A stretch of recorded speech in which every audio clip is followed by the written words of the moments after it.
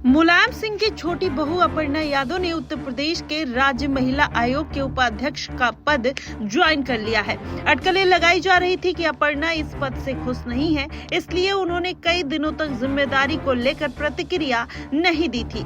हालांकि गृह मंत्री अमित शाह से फोन पर बात करने के बाद उन्होंने अपना पद ग्रहण कर लिया।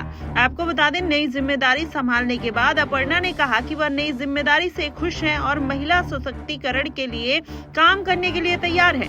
बीजेपी से नाराजगी की खबरों को लेकर कहा कि ऐसी कोई नाराजगी नहीं है। अब तक महिलाओं के मुद्दों पर जमीन पर काम करती रही हूं, अब फुल टाइम काम करूंगी। सीएम से मुलाकात को लेकर मुलायम परिवार की बहू ने कहा कि मैं सीएम योगी के साथ साथ पीएम मोदी और उनकी नीतियों और महिलाओं के लिए किए गए कामों को भी कहीं न कहीं सराहती हूं और ये एक ऐसा काम है जो कि मेरे दिल के करीब है और मैं इसको लेकर पार्टी द्वारा दिखाए गए विश्वास के लिए आभारी हूं। महिला आयोग ज्वाइन करने को लेकर जब कहा गया तो उन्होंने कहा कि पूरे परिवार का आशीर्वाद मिला है। यहां तक अखिलेश यादव ने भी उनको बधाई दी। अपर्णा यादव, आपको बताएं, बीते सप्ताह जिस तरीके से महिला आयोग के उपाध्यक्ष पद उनको दिया गया और उन्होंने वो पद ज्वाइन कर लिया।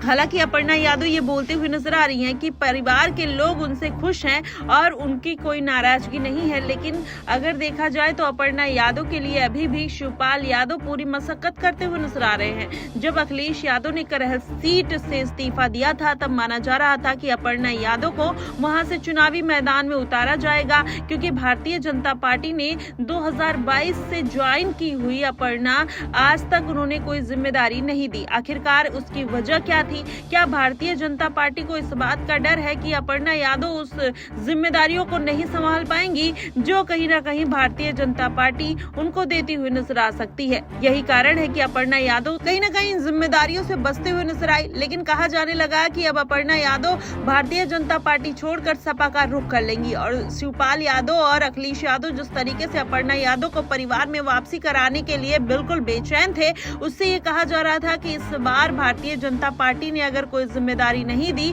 तो शायद अपर्णा यादव बगावत कर सकती हैं। और ये चीजें देखने को भी मिली। जब उनको उपाध्यक्ष पद सौंपा गया तो कहीं ना कहीं अपर्णा यादव की नाराजगी और उस पर कोई प्रतिक्रिया ना देना इस बात की तरफ इशारा कर रहे थे कि अपर्णा यादव अंदर खाने में ही कहीं ना कहीं नाराज चल रही हैं। ऐसे में माना जाए तो अब समीकरण पूरा साफ हो चुका है। लेकिन अखिलेश यादव आने वाले विधानसभा चुनाव में जरूर कहीं ना कहीं अपर्णा यादव के लिए प्रयास करते हुए नजर आएंगे और ये प्रयास अगर सफल रहा तो भारतीय जनता पार्टी को बड़ा झटका लग सकता है। अगर देखा जाए तो सपा के लिए कहीं ना कहीं अपर्णा यादव को भारतीय जनता पार्टी में रहना बेहद मुश्किल का काम है। वहीं भारतीय जनता पार्टी अपर्णा को साधे रखना चाहती है कि आने वाले दिनों में कब राजनीतिक तौर पर अपर्णा यादव का इस्तेमाल करना पड़ जाए, कुछ कहा नहीं जा सकता। यही कारण है कि कुछ दिनों पहले जब मैनपुरी में अपर्णा यादव को डिंपल यादव के सामने उतारने की बात की जा रही थी तो अपर्णा यादव ने साफ तौर पर मना कर दिया था कि वो परिवार के किसी भी सदस्य के खिलाफ चुनावी मैदान में